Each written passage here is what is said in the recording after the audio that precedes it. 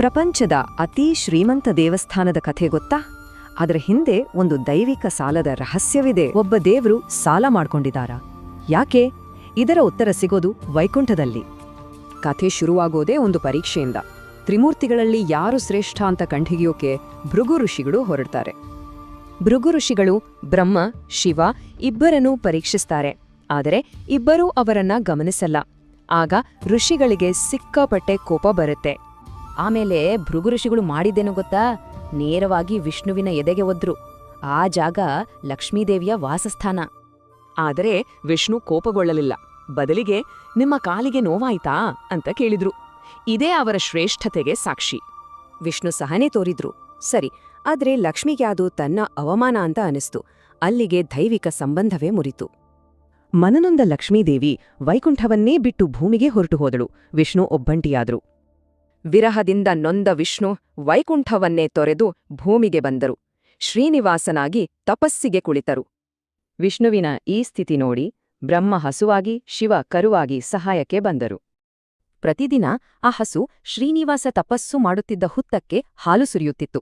ಆದರೆ ಗೋಪಾಲಕನಿಗೆ ಈ ವಿಷಯವೇ ಗೊತ್ತಿರಲಿಲ್ಲ. ಗೋಪಾಲಕನಿಗೆ ಸಿಟ್ಟು ಬಂತು. ಹುತ್ತಕ್ಕೆ ಕೊಡಲಿಯಿಂದ ಹೊಡೆದ. ಆ ಏಟು ನೇರವಾಗಿ ಶ್ರೀನಿವಾಸನ ಹಣೆಗೆ ತಗುಲಿತು. ಗೋಪಾಲಕನಿಗೆ ಶಾಪ ತಗಲಿತು, ನಿಜ. ಆದರೆ ಆ ಶಾಪದಲ್ಲೇ ಒಂದು ಪ್ರಮುಖ ಭವಿಷ್ಯವಾಣಿ ಕೂಡ ಇತ್ತು. ಇನ್ನೊಂದೆಡೆ ಆಕಾಶರಾಜನಿಗೆ ಒಂದು ಚಿನ್ನದ ಕಮಲದಲ್ಲಿ ಹೆಣ್ಣು ಮಗು ಸಿಕ್ಕಿತು. ಅವಳೇ ಪದ್ಮಾವತಿ. ಈ ಪದ್ಮಾವತಿ ಬೇರಾರೂ ಅಲ್ಲ, ವೈಕುಂಠ ಬಿಟ್ಟು ಬಂದ ಲಕ್ಷ್ಮೀದೇವಿಯ ಅವತಾರವೇ ಅವಳು. ವರ್ಷಗಳ ನಂತರ ಒಂದು ಕಾಡಾನೆ ಪದ್ಮಾವತಿ ಮೇಲೆ ದಾಳಿ ಮಾಡಿತು. ಆಗ ಶ್ರೀನಿವಾಸನೇ ಅವಳನ್ನು ರಕ್ಷಿಸಿದ್ದು. ಆದ್ರೆ ಪದ್ಮಾವತಿಯನ್ನು ಮದುವೆಯಾಗಲು ಶ್ರೀನಿವಾಸನಿಗೆ ಹಣ ಬೇಕಿತ್ತು. ರಾಜಮನೆತನದ ಮದುವೆ ಅಲ್ವಾ? ಹೀಗಾಗಿ ಅವರು ದೇವತೆಗಳ ಖಜಾಂಚಿ ಕುಬೇರನ ಬಳಿ ಹೋದ್ರು. 14 ಲಕ್ಷ ಚಿನ್ನದ ನಾಣಿಯ ಸಾಲ ಕೇಳಿದ್ರು. ಕುಬೇರ ಸಾಲ ಕೊಟ್ಟ. ಆದ್ರೆ ಒಂದು ಷರ್ತು, ಕಲಿಯುಗ ಮುಗಿಯೋವರೆಗೂ ಬಡ್ಡಿ ಕೆಟ್ಟಬೇಕು. ಮದುವೆ ವೈಭವದಿಂದ ನಡೆಯಿತು. ಆ ಕ್ಷಣದಲ್ಲಿ ಪದ್ಮಾವತಿಗೆ ತಾನು ಲಕ್ಷ್ಮಿಯನ್ನೋ ನೆನಪು ಬಂತು. ಇಲ್ಲಿಂದ ಕಥೆ ಇನ್ನೂ ಸುಂದರ. ಅವರು ವೈಕುಂಠಕ್ಕೆ ವಾಪಸ್ ಹೋಗಲಿಲ್ಲ, ತಿರುಮಲದಲ್ಲೇ ಉಳಿದರು. ಯಾರು ತನ್ನ ದರ್ಶನಕ್ಕೆ ಬರುತ್ತಾರೋ ಅವರಿಗೆ ಕಲಿಯುಗದ ಕಷ್ಟಗಳಿಂದ ಮುಕ್ತಿ ಕೊಡುವುದಾಗಿ ಮಾತುಕೊಟ್ಟರು. ಇವತ್ತಿಗೂ ತಿರುಮಲದ ಪ್ರತಿಯೊಂದು ಆಚರಣೆಯಲ್ಲೂ ಈ ಕಥೆಯ ಎಳೆಗಳನ್ನು ನೋಡಬಹುದು.